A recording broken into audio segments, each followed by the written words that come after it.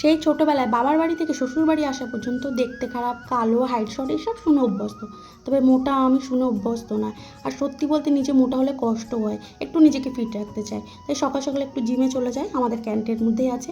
আর আসার সময় একটু হাওয়া লাগিয়ে নিয়ে এসলাম, যেহেতু খুব গরম আর এত বড় কুলার, বেশ মজা লাগছিলো।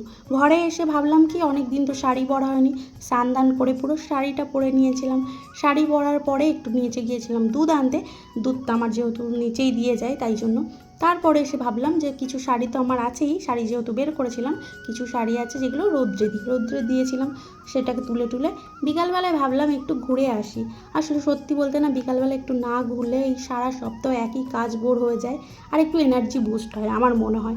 আমার না অন্য কোনো শখ নয়, তবে একটু ঘোরার শখ। আস্তে আস্তে দেখছিলাম রাস্তায় প্রচুর ভিড়, কী ব্যাপার।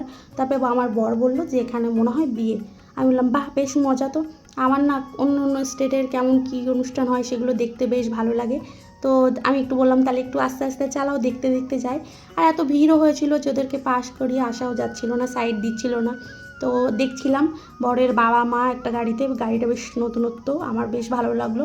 আর বর দেখছিলাম সামনে ঘোড়ায় ছিল, তবে আমি সেটা ক্লিপ নিতে পারিনি। আর সবাই দেখছিলাম বরযাত্রীরা হেঁটে যাচ্ছিল, মনে হয় কাছাকাছি কোথায় বিয়ে হচ্ছিল এই জন্য।